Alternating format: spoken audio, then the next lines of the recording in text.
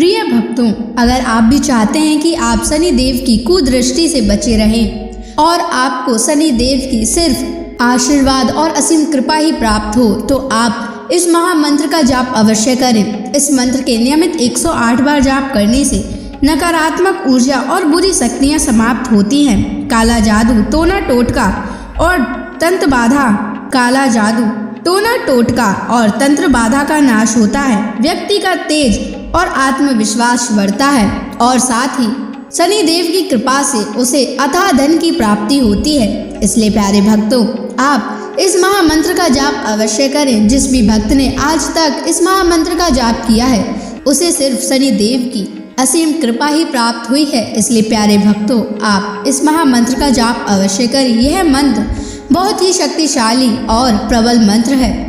इस मंत्र का प्रभाव तुरंत ही दिखाई देने लगता है और साथ ही आपका जीवन सुखद हो जाएगा। अगर आप शनि देव का आशीर्वाद प्राप्त करना चाहते हैं तो इस वीडियो को लाइक और चैनल को सब्सक्राइब जरूर कर दीजिए और कमेंट बॉक्स में जय शनि महाराज अवश्य लिख दीजिए। तो चलिए भक्तों, मंत्र का जाप करना प्रारंभ करते हैं।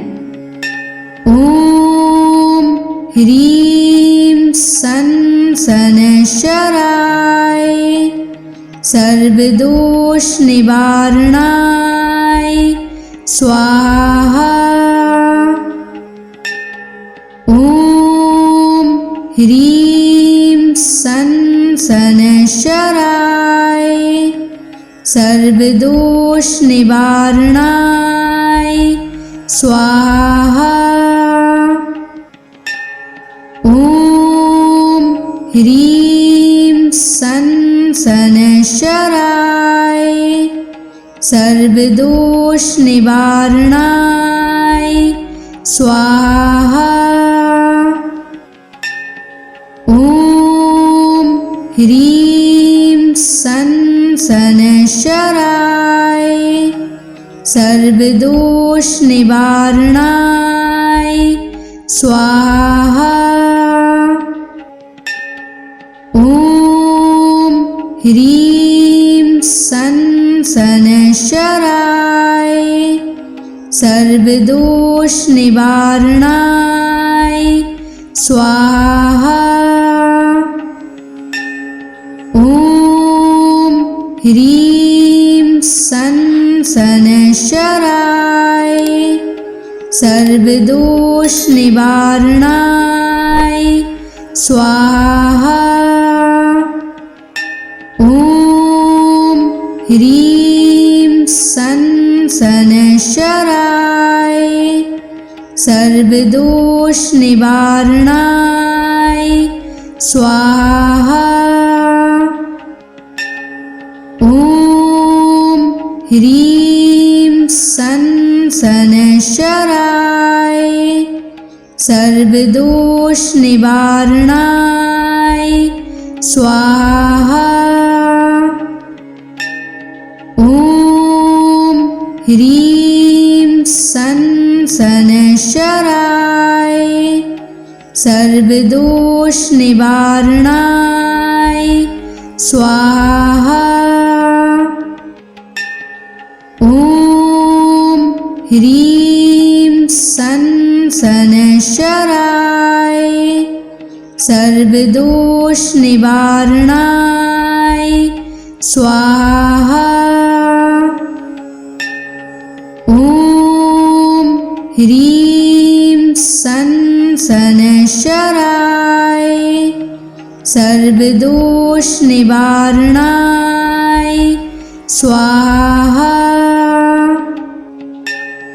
ओम ह्रीं सन शनैश्चराय सर्वदोष निवारणाय स्वाहा। ओम ह्रीं सन शनैश्चराय सर्वदोष निवारणाय स्वाहा। ओम ह्रीं सन शनैश्चराय सर्वदोष निवारणाय स्वाहा। ॐ ह्रीं सन् शनैश्चराय सर्वदोषनिवारणाय स्वाहा। ॐ ह्रीं सन् शनैश्चराय सर्वदोषनिवारणाय स्वाहा। ॐ ह्रीं सन् शनैश्चराय सर्वदोषनिवारणाय स्वाहा। ॐ ह्रीं सन् शनैश्चराय सर्वदोषनिवारणाय स्वाहा। ॐ ह्रीं सन् शनैश्चराय सर्वदोषनिवारणाय स्वाहा। ॐ ह्रीं सन् शनैश्चराय सर्वदोषनिवारणाय स्वाहा। ॐ ह्रीं सन् शनैश्चराय सर्वदोषनिवारणाय स्वाहा। ॐ ह्रीं सन् शनैश्चराय सर्वदोषनिवारणाय स्वाहा। ॐ ह्रीं सन् शनैश्चराय सर्वदोषनिवारणाय स्वाहा। ॐ ह्रीं सन् शनैश्चराय सर्वदोषनिवारणाय स्वाहा। ॐ ह्रीं सन् शनैश्चराय सर्वदोषनिवारणाय स्वाहा। ॐ ह्रीं सन् शनैश्चराय सर्वदोषनिवारणाय स्वाहा। ॐ ह्रीं सन् शनैश्चराय सर्वदोषनिवारणाय स्वाहा। ॐ ह्रीं सन् शनैश्चराय सर्वदोषनिवारणाय स्वाहा। ॐ ह्रीं सन् शनैश्चराय सर्वदोषनिवारणाय स्वाहा। ॐ ह्रीं सन् शनैश्चराय सर्वदोषनिवारणाय स्वाहा। ॐ ह्रीं सन् शनैश्चराय सर्वदोषनिवारणाय स्वाहा। ॐ ह्रीं सन् शनैश्चराय सर्वदोषनिवारणाय स्वाहा। ॐ ह्रीं सन् सनशराय सर्वदोष निवारणाय स्वाहा। ॐ ह्रीं सनशराय सर्वदोष निवारणाय स्वाहा।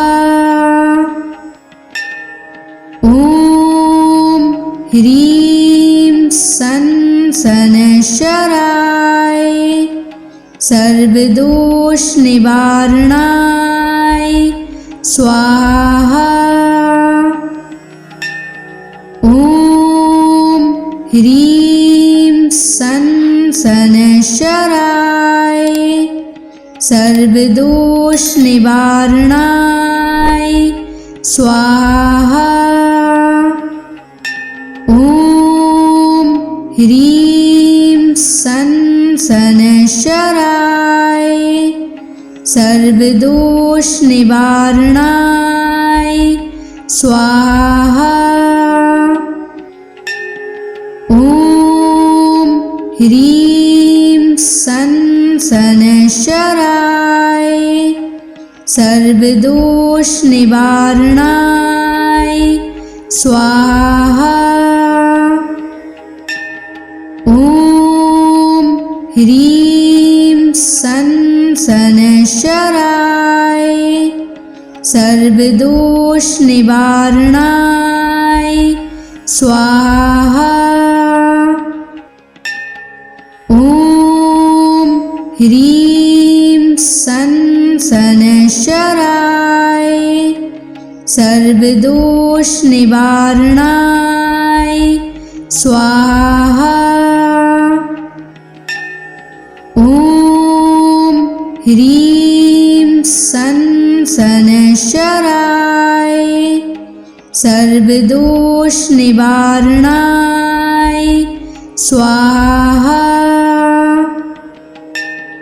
ॐ ह्रीं सनशराय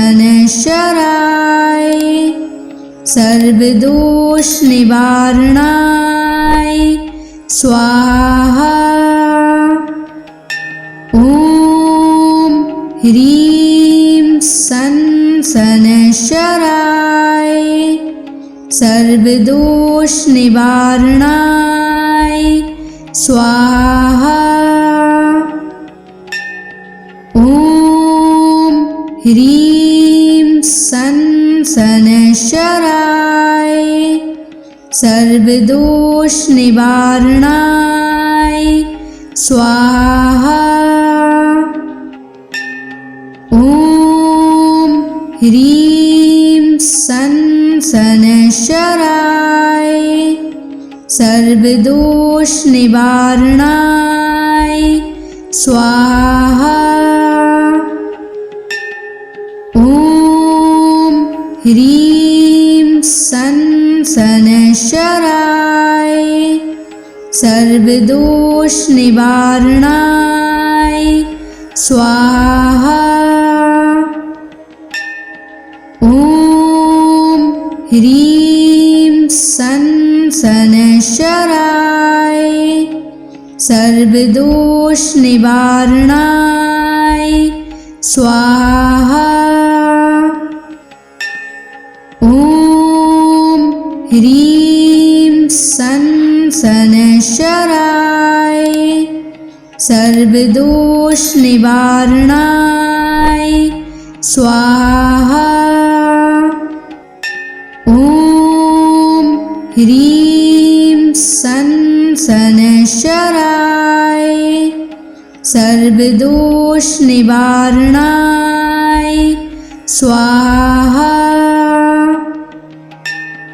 ॐ ह्रीं सनशराय सर्वदोष निवारणाय स्वाहा। ॐ ह्रीं सनशराय सर्वदोष निवारणाय स्वाहा। ह्रीं सन शनैश्चराय सर्वदोष निवारणाय स्वाहा।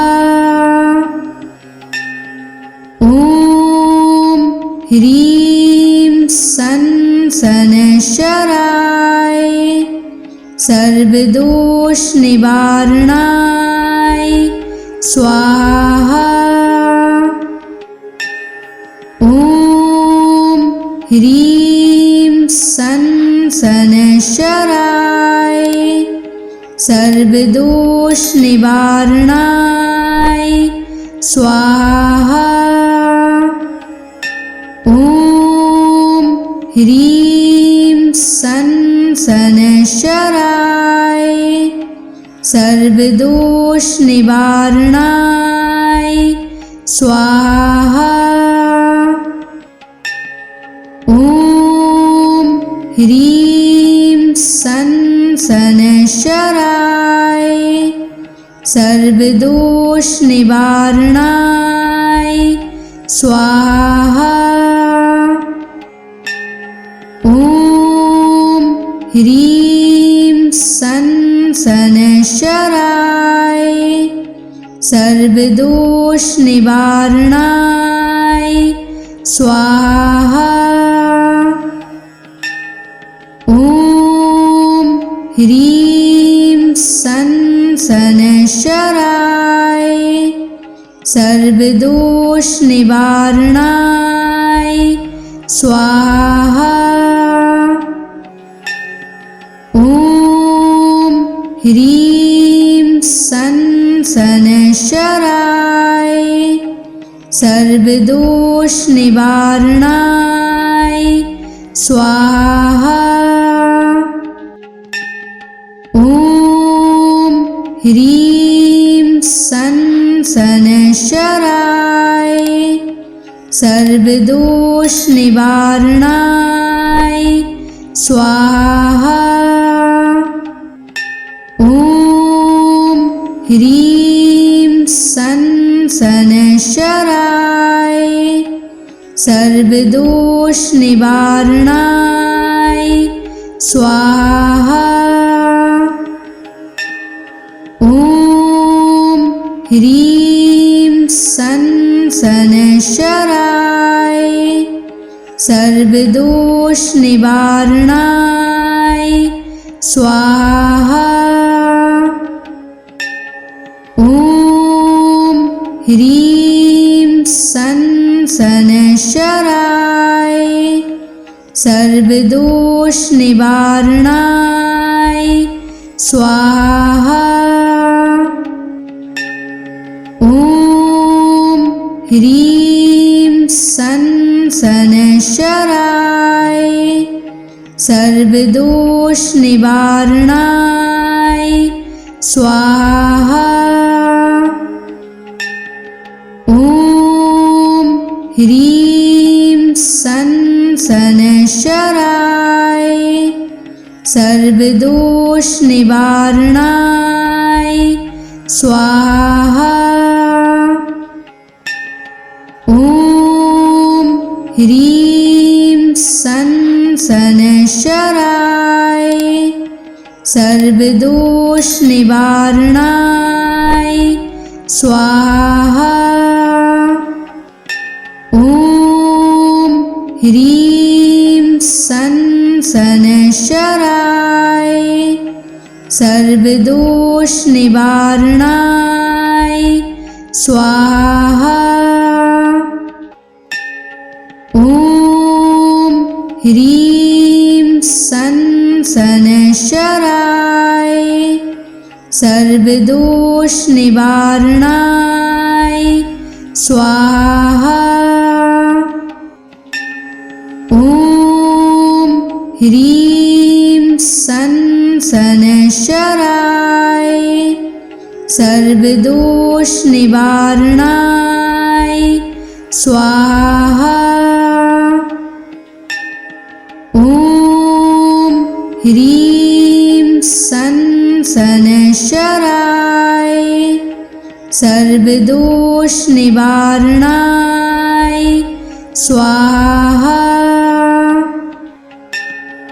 ॐ ह्रीं सन् शनैश्चराय सर्वदोषनिवारणाय स्वाहा। ॐ ह्रीं सन् शनैश्चराय सर्वदोषनिवारणाय स्वाहा। ॐ ह्रीं सन् शनैश्चराय सर्वदोषनिवारणाय स्वाहा। ॐ ह्रीं सन् शनैश्चराय सर्वदोषनिवारणाय स्वाहा। ॐ ह्रीं सन् शनैश्चराय सर्वदोषनिवारणाय स्वाहा। ॐ ह्रीं सन् शनैश्चराय सर्वदोषनिवारणाय स्वाहा। ॐ ह्रीं सन् शनैश्चराय सर्वदोषनिवारणाय स्वाहा। ॐ ह्रीं सन् शनैश्चराय सर्वदोषनिवारणाय स्वाहा। ॐ ह्रीं सन् शनैश्चराय सर्वदोषनिवारणाय स्वाहा। ॐ ह्रीं सन् शनैश्चराय सर्वदोषनिवारणाय स्वाहा। ॐ ह्रीं सन् शनैश्चराय सर्वदोषनिवारणाय स्वाहा। ॐ ह्रीं सन् शनैश्चराय सर्वदोषनिवारणाय स्वाहा। ॐ ह्रीं सन् शनैश्चराय सर्वदोषनिवारणाय स्वाहा। ॐ ह्रीं सन् शनैश्चराय सर्वदोषनिवारणाय स्वाहा। ॐ ह्रीं सन् शनैश्चराय सर्वदोषनिवारणाय स्वाहा। ॐ ह्रीं सन् शनैश्चराय सर्वदोषनिवारणाय स्वाहा। ॐ ह्रीं सन् शनैश्चराय सर्वदोषनिवारणाय स्वाहा। ॐ ह्रीं सन् शनैश्चराय सर्वदोषनिवारणाय स्वाहा। ॐ ह्रीं सन् शनैश्चराय सर्वदोष निवारणाय स्वाहा। ॐ ह्रीं सं शनैश्चराय सर्वदोष निवारणाय स्वाहा। ॐ ह्रीं सं शनैश्चराय सर्वदोष निवारणाय स्वाहा। ॐ ह्रीं सं शनैश्चराय सर्वदोष निवारणाय स्वाहा। ॐ ह्रीं सं शनैश्चराय सर्वदोष निवारणाय स्वाहा।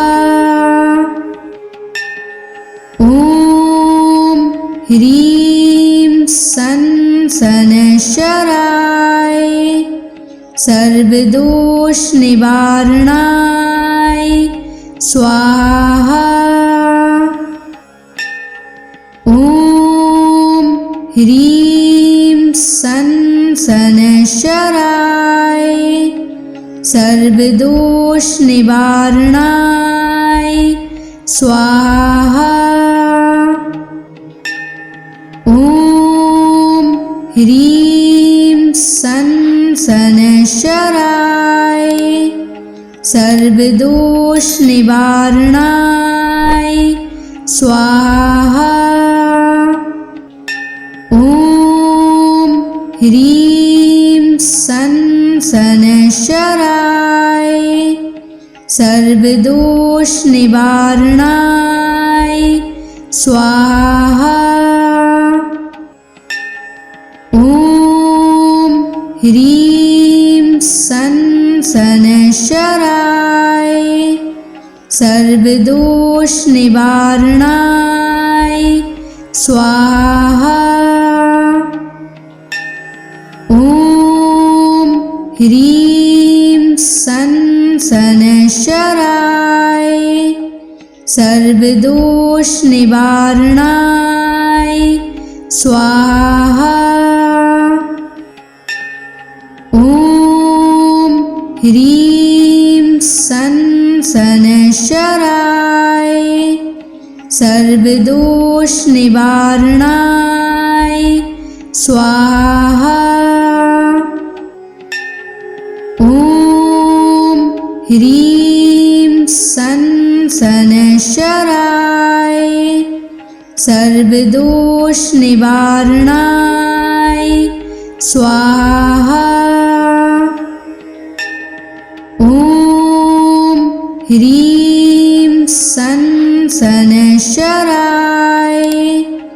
सर्वदोष निवारणाय स्वाहा। ॐ ह्रीं सं शनैश्चराय सर्वदोष निवारणाय स्वाहा। ॐ ह्रीं सं शनैश्चराय सर्वदोष निवारणाय स्वाहा। ॐ ह्रीं सं शनैश्चराय सर्वदोष निवारणाय स्वाहा। ॐ ह्रीं सं शनैश्चराय सर्वदोष निवारणाय स्वाहा। ॐ ह्रीं सं शनैश्चराय सर्वदोष निवारणाय स्वाहा। ॐ ह्रीं सन शनैश्चराय सर्वदोष निवारणाय स्वाहा। ॐ ह्रीं सन शनैश्चराय सर्वदोष निवारणाय स्वाहा। ॐ ह्रीं सन शनैश्चराय सर्वदोष निवारणाय स्वाहा। ॐ ह्रीं सन शनैश्चराय सर्वदोष निवारणाय स्वाहा। ॐ ह्रीं सन शनैश्चराय सर्वदोष निवारणाय स्वाहा। ॐ ह्रीं सन शनैश्चराय सर्वदोष निवारणाय स्वाहा। ॐ ह्रीं सन शनैश्चराय सर्वदोष निवारणाय स्वाहा। ॐ ह्रीं सन शनैश्चराय सर्वदोष निवारणाय स्वाहा। ॐ ह्रीं सन शनैश्चराय सर्वदोष निवारणाय स्वाहा। ॐ ह्रीं सन शनैश्चराय सर्वदोष निवारणाय स्वाहा। ॐ ह्रीं सन शनैश्चराय सर्वदोष निवारणाय स्वाहा। ॐ ह्रीं सन शनैश्चराय सर्वदोष निवारणाय स्वाहा। ॐ ह्रीं सन शनैश्चराय सर्वदोष निवारणाय स्वाहा। ॐ ह्रीं सन शनैश्चराय सर्वदोष निवारणाय स्वाहा। ॐ ह्रीं सन शनैश्चराय सर्वदोष निवारणाय स्वाहा। ॐ ह्रीं सन शनैश्चराय सर्वदोष निवारणाय स्वाहा। ॐ ह्रीं सन शनैश्चराय सर्वदोष निवारणाय स्वाहा। ॐ ह्रीं सन शनैश्चराय सर्वदोष निवारणाय स्वाहा। ॐ ह्रीं सन शनैश्चराय सर्वदोष निवारणाय स्वाहा।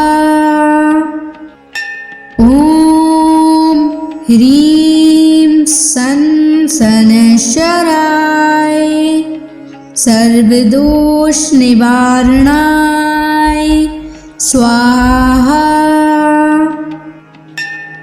ॐ ह्रीं सं शनैश्चराय सर्वदोष निवारणाय स्वाहा।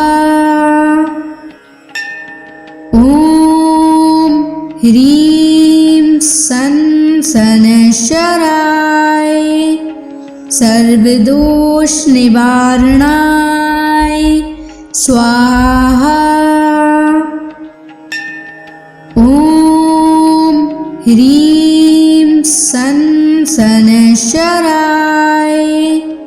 सर्वदोष निवारणाय स्वाहा।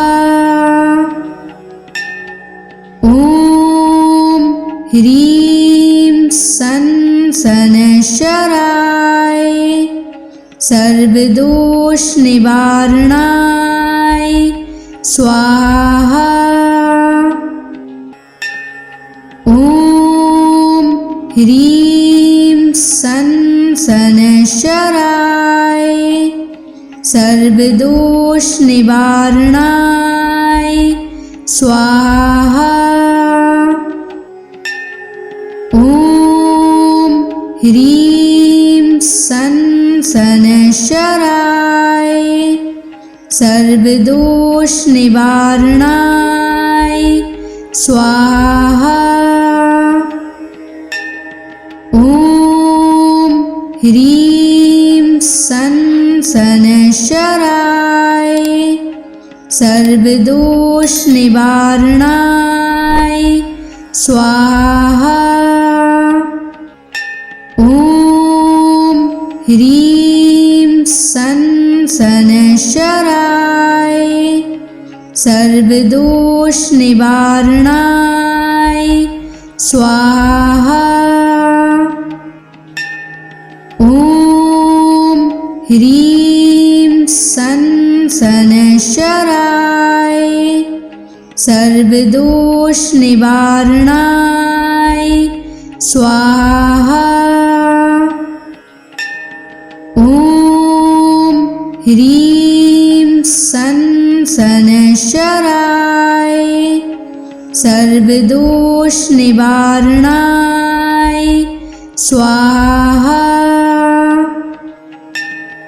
ॐ ह्रीं सं शनैश्चराय सर्वदोष निवारणाय स्वाहा। ॐ ह्रीं सं शनैश्चराय सर्वदोष निवारणाय स्वाहा।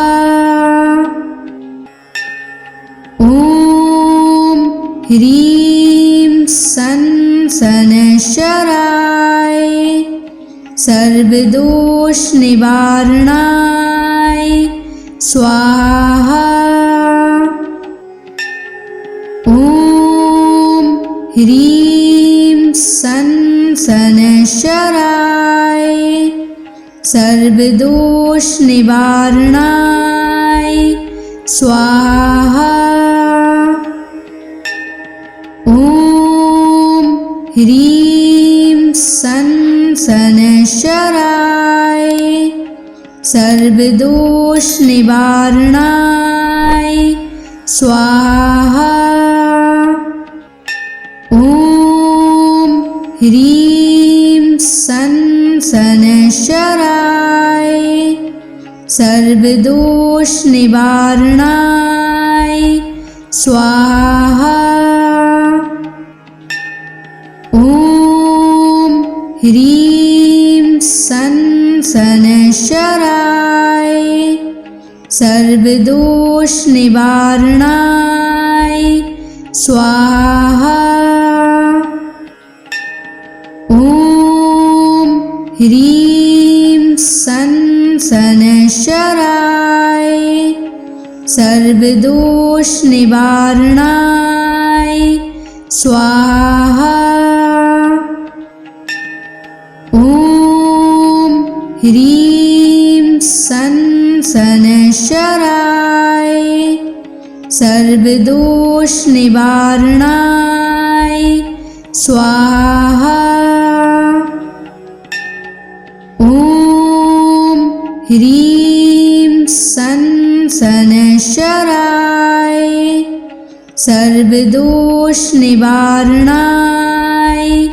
स्वाहा। ॐ ह्रीं सन शनैश्चराय सर्वदोषनिवारणाय स्वाहा।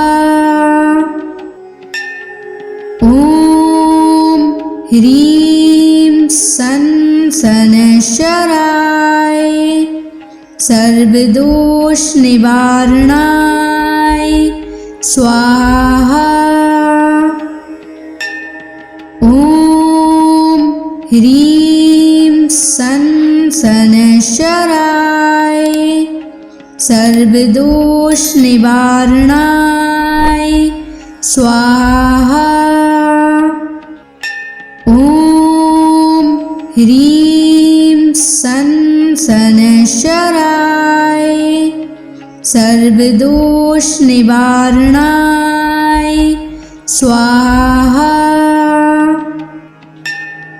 ॐ ह्रीं सन शनैश्चराय सर्वदोषनिवारणाय स्वाहा।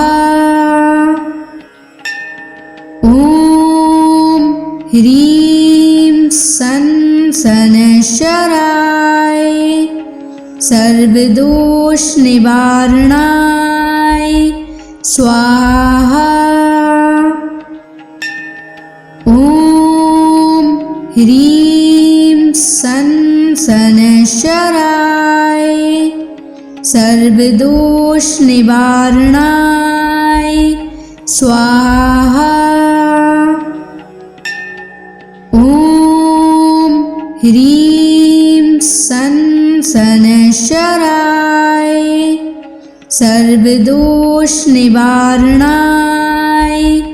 स्वाहा। ॐ ह्रीं सन शनैश्चराय सर्वदोषनिवारणाय स्वाहा।